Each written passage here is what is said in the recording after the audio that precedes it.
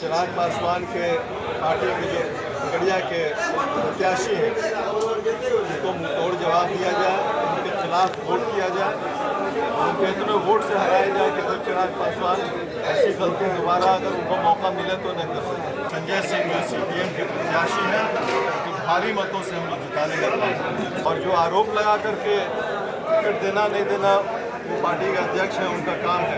क्या जनता दल यूनाइटेड का वोट लेकर के चिराग पासवान जी MP नहीं बने थे, और 1 साल के बाद जब विधानसभा का चुनाव हुआ तो इस तरह से मुखालफत उन्होंने किया जदयू का।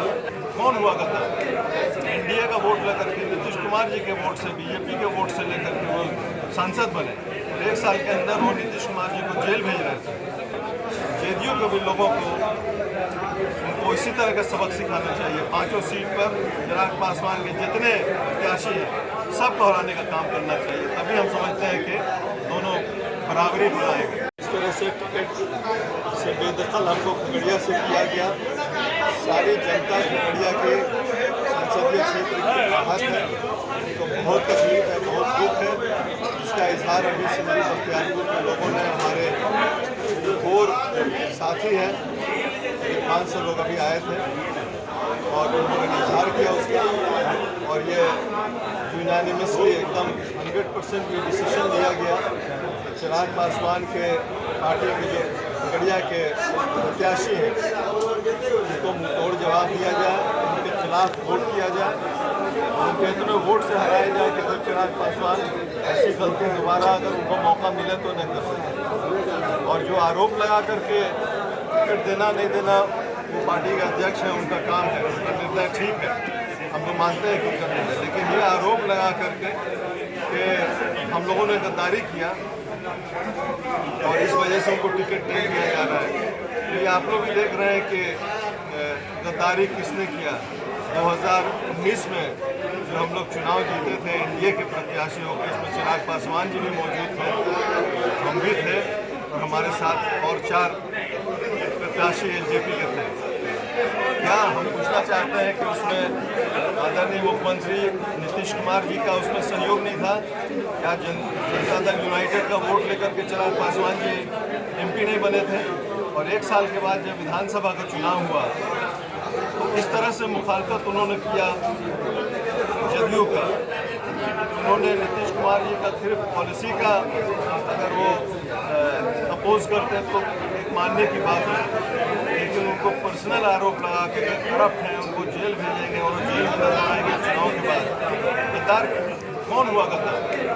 NDA का वोट लेकर के, नीतीश कुमार जी के वोट से, BJP के वोट से लेकर के वो सांसद बने, और 1 साल के अंदर वो नीतीश कुमार जी को जेल भेज रहे थे। गद्दारी किसने की आप बताइए?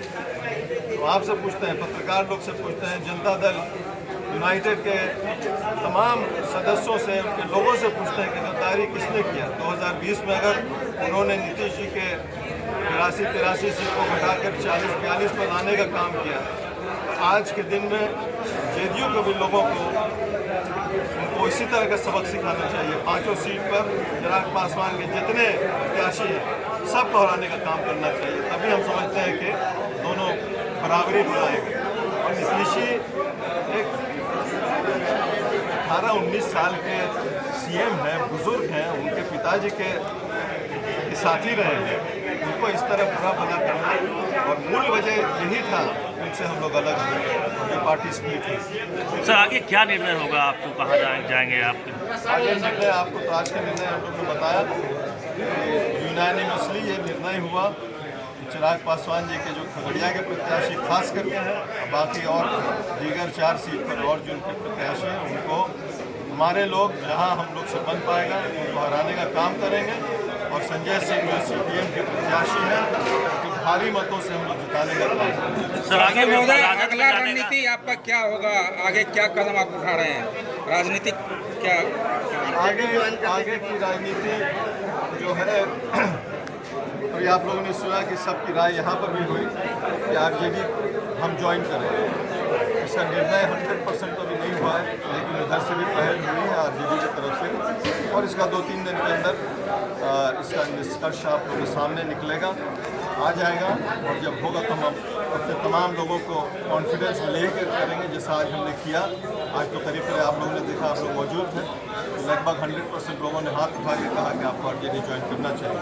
तो हम समझते हैं कि आने वाले दिनों में ये हो जाना चाहिए।